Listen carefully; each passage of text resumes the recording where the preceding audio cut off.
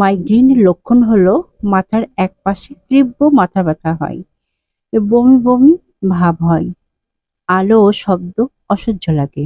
অনেক সময় মাথা ব্যথা শুরুর আগে চোখে আলোর ঝলকানি দেখা যায়। এটা মহিলাদেরই বেশি সাধারণত হয়। Hello everyone, welcome back to my channel. আমি সোহানা ওয়েলনেস থেকে স্বাগত জানাচ্ছি। কেমন আছেন আপনারা? আশা করি যে যেখানে আছেন ভালো আছেন, সুস্থ আছেন, নিরাপদে আছেন। আলহামদুলিল্লাহ, আমিও ভালো আছি। আজ আমি আপনাদের সাথে শেয়ার করব রুই মাছের কালিয়া।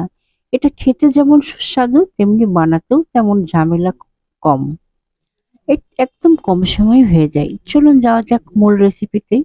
এর জন্য প্রথমে আমি কয়েক পিস মাছ ভালো করে ধুয়ে হলুদ লবণ মাখিয়ে মেরিনেট করে রাখবো 30 মিনিট। এর মধ্যে একটু লেবু চিপে দিলাম। এটা 30 মিনিট রাখবো। ফিরে আসছে 30 মিনিট পর। এখন চুলায় একটা কড়াই বসিয়ে দিলাম।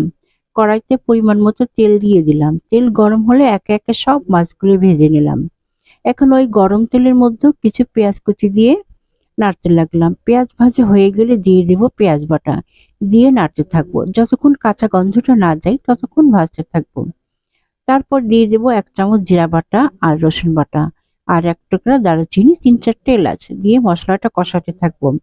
এখন শুকনো মশলা দেওয়ার জন্য সামান্য পরিমাণ পানি দিয়ে নেড়েচেড়ে দিব যাতে নিচে ধরে না যায়। এখন দিয়ে দেব 1 চামচ হলুদের গুঁড়া, 2 চামচ শুকনো মরিচের গুঁড়া, স্বাদ মতো লবণ দিয়ে সব একসাথে কষাবো। যতক্ষণ মশলা থেকে তেল না ছাড়বে ততক্ষণ পর্যন্ত কষাবো। তেল ছেড়ে গেলে এর মধ্যে দিয়ে দিব বাদাম বাটা। এখন ভালো করে কষাবো। তারপর দিয়ে দিব আগে থেকে ফেটিয়ে রাখা টক দই। দিয়ে ভালো করে কষিয়ে নেব। এখন এর মধ্যে দিয়ে দেব 2 কাপ পানি। পানি ফুটে উঠলে সবগুলো মাছ একে একে এর মধ্যে দিয়ে দেব। আর 5-6 টুকরা কাঁচামরিচ দিয়ে দেব ফ্লেভারের জন্য। এখন ঢাকনা দিয়ে ঢেকে দেব। 5-6 মিনিট পর দেখা যাচ্ছে গ্রেভিটা সুন্দর লাগছে। এখন নামানোর আগে সামান্য ঘি দিয়ে দেব। হয়ে গেল রুই মাছের কালিয়া। এটা কিন্তু গরম ভাতের সাথে দারুণ লাগবে।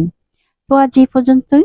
যাওয়ার আগে বরাবরের মতো ছোট্ট একটা অনুরোধ, প্লিজ আমার ইউটিউব চ্যানেলটাকে সাবস্ক্রাইব করুন।